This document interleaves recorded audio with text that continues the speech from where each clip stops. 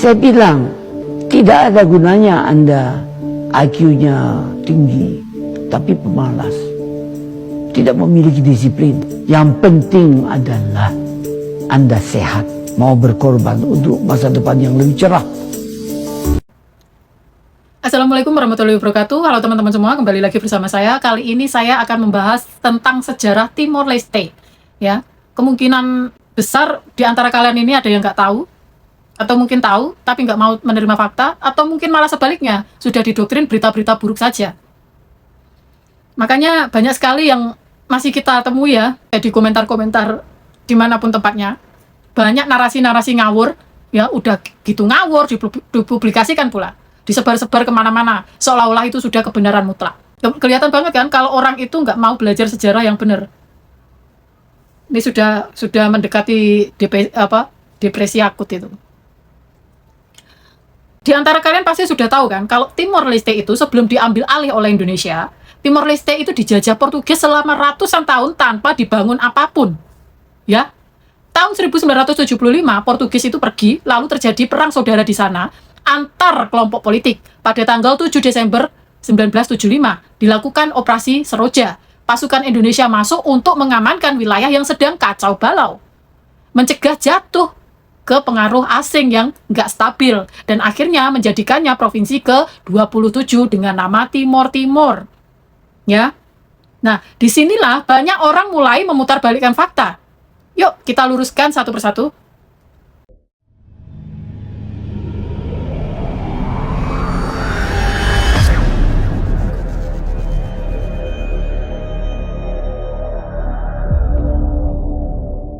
Indonesia saat mengambil alih Timor Leste itu bukan untuk menjajah atau apalagi mengambil kekayaan mereka.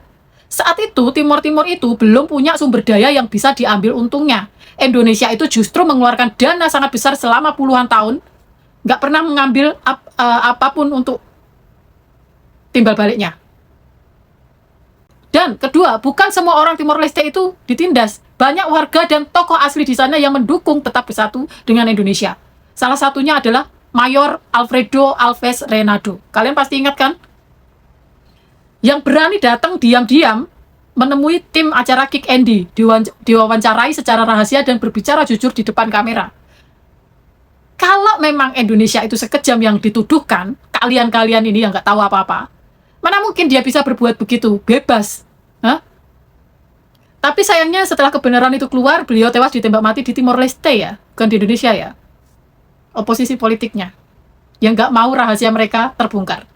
Itu adalah bukti politik memang kejam di mana saja, dan ada pihak yang nggak suka kalau kenyataan aslinya itu terungkap. Mengenai pembantaian tanpa alasan, memang ada pertempuran dan jatuh korban di kedua sisi. Tapi sebelum Indonesia masuk, di sana itu sudah terjadi perang saudara, ya, perang saudara. Indonesia datang untuk menghentikan kekacauan, bukan sekedar menyerang, ya. Mengenai tidak ada pembangunan di sana selama kependudukan Indonesia. Kamu tahu apa? Selama 24 tahun Indonesia itu membangun sekolah, rumah sakit, jalan raya, listrik, air bersih, dan beasiswa yang nggak pernah dibuat Portugis selama 4 abad menjajah. Ya. Dan satu fakta yang paling sering disembunyikan, Indonesia itu justru nggak pernah mendapat keuntungan apapun dari Timor Leste. Dari tahun 1975 sampai 1999, Indonesia itu menghabiskan sekitar 2,9 sampai 4,2 miliar US dollar. Bayangin, hanya untuk biaya militer, pembangunan, dan subsidi.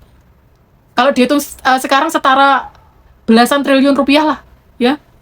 Sementara pendapatan asli daerahnya itu masih sangat kecil dan selalu kurang. Artinya selama itu Indonesia yang terus memberi, bukan mengambil. Hey. Lalu Timor Leste itu juga dibodohi habis-habisan oleh negara-negara barat. Mereka diiming-imingi janji manis. Kalau mau pisah dari Indonesia nanti akan jadi negara kaya, maju, dibantu sepenuhnya. Tapi kenyataannya sampai hari ini apa coba? Janji hanyalah tinggal janji. Mereka nggak punya mata uang sendiri yang syah dan laku secara global kan? Yang dipakai sehari-hari itu US dollar. Ekonomi mereka bergantung sepenuhnya pada bantuan luar dan belum bisa berdiri tegak di atas kakinya sendiri. Coba kalau dia masih jadi bagian dari Indonesia. Subur itu negara. Setelah Pak Soeharto lengser tahun 1998, Presiden B.J. Habibie mengambil langkah berani.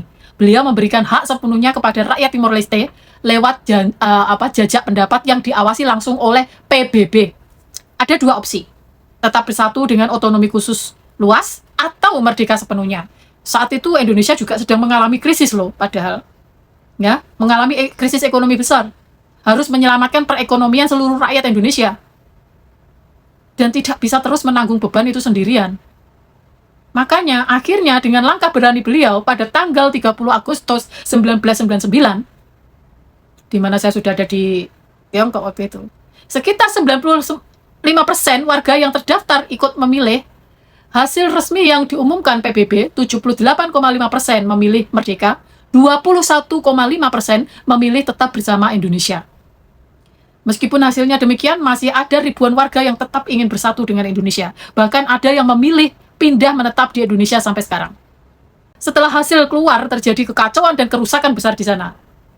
Lalu Indonesia menyerahkan pengelolaan kepada PBB untuk masa transisi, dan pada 20 Mei 2002, Timor Leste resmi menjadi negara merdeka sepenuhnya. Paham ya? Jadi intinya, Indonesia melepas bukan karena kalah perang, melainkan menghormati hasil suara rakyat, dan menyadari bahwa terus mempertahankannya justru semakin akan merugikan seluruh bangsa Indonesia. Sejarah tidak boleh dilihat sepihak saja, apalagi dibuat-buat dan disebarkan narasi ngawur. Ya, mari kita bijak, cari fakta utuh, dan jangan mudah tertipu doktrin atau propaganda.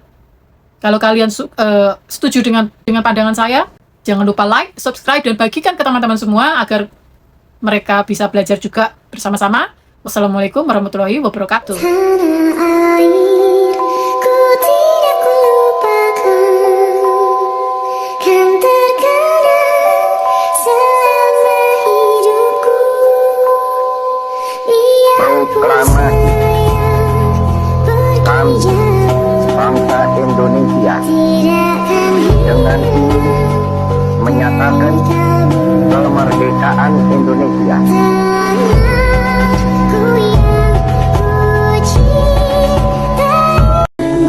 Jakarta, 17 Agustus 1945, atas nama bangsa Indonesia, Soekarno, Hatta.